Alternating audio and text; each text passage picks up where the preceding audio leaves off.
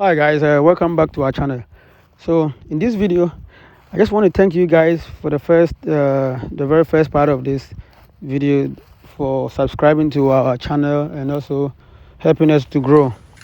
So I just want to give you guys some update about our pigs, and also the IMO thing that we're trying to do, and also some issues that is concerning the pig farming industry and also poultry farming industry in Ghana. So in this video, what you guys see is our pigs that we show them most of the time, and most of them are the grower stage, and some of them, they are pregnant pigs that we have, and the male ones. The one that you all see over here, they are some of our piglets that are getting close to 2 months now, and then. But let's talk about this. Some issues that people are facing people in Ghana right now. Is the feeding cost.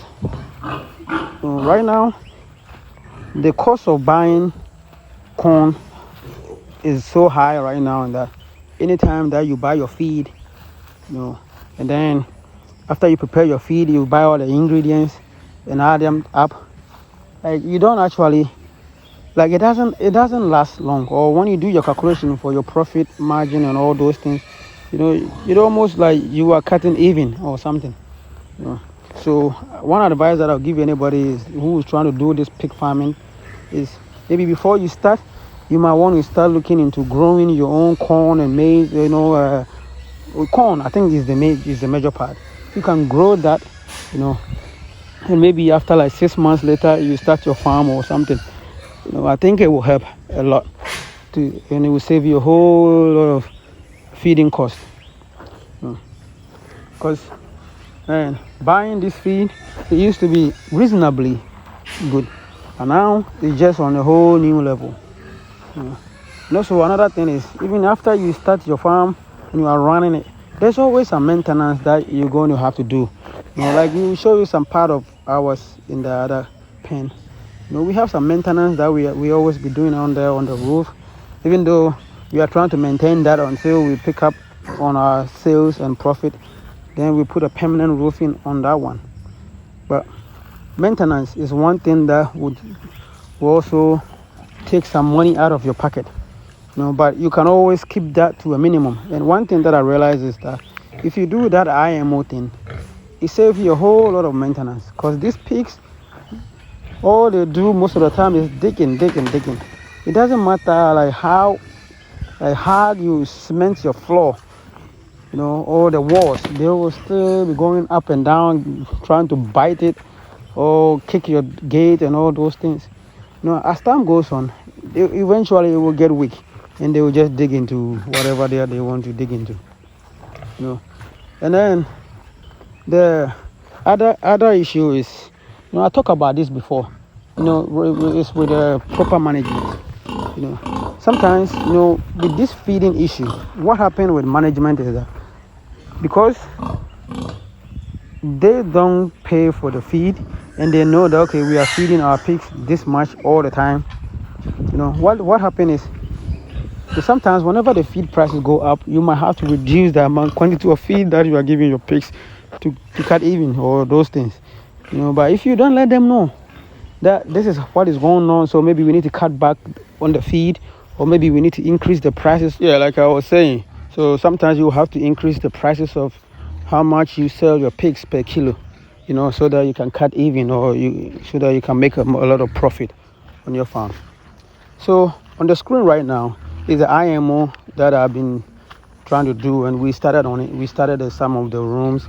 So it's like every week we will try to do at least 2 of them. So we experimented with one of them. We put a pregnant pig in there, and it actually it loved that thing. Like, it's been moving around and digging, and sleeping comfortably on it. So this is the one that we have done. We couldn't do the one that people put like wood chips and everything down. They will put wood logs. Then they will put a lot of salt and those things, because we have already cemented the floors. What we did is we kind of dig some holes on the ground. Then after that, we sweep around and we put the wood chips on there. So we were using the IMO spray at least once every week to spray them. So that is where we are heading towards right now. So let me come back to this feeding thing. When I was talking about that. So the feeding cost, I did some research, and a lot of people are talking about how we can reduce the cost of feeding for our pigs and also our poultry. And especially for the pigs, people were talking about using the plantain stem, and then other people were talking about cassava leaves, drying them, and also using the, you dry them, then you bring it to feed the pigs. Then the stem of the plantain tree, you cut them into pieces. You first of all, you have to clean everything first. With salt, something that will take all the bacteria away. Then you bring it to feed them. So let's say plantain, banana, and cassava peels. The plantain or the banana is the stem. That's what the people say, that it has a lot of protein and iron and other things in them to feed your pigs. And you can also get the quality, that you're getting with the, like, as compared to the normal feed that we normally buy, the commercial ones. Because on our farm the pigs are growing, and the numbers are increasing. So we need to find ways to reduce the cost of feeding because it's getting ridiculous now. So that's one thing that we've done. So I would advise people, if you're trying to start a farm right now, because of the cost of feeding, you might not want to start, but it's also a very good like a big advantage, if you start right now, and stick with it. If you have the finances to do that, so that by the time feeding prices, feeding prices either drop, because I know for sure it will drop, but I don't know how quick. Sometimes these things happen, and once the feeding drop, but the prices of the meat will still stay up high, whatever you are selling. It can go any way. So just be careful. Whenever you are starting, do your research really, really well, and get to know more about alternative feeding and all those things, so that you can save money on your on raising pigs or poultry and all those things. Because no one knows the future right now, but it looks like the cost of feeding is just keep going up high. But if you are somebody who is already a pig farmer or a poultry farmer, and you stick with it, you'll be the ones controlling the market and also having more customers to come to you, because a lot of people are closing down. Yeah, they are closing down. A lot of people have already closed down.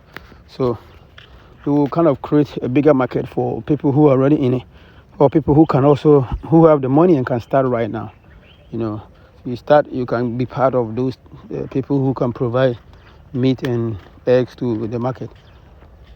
So thank you guys for watching this video.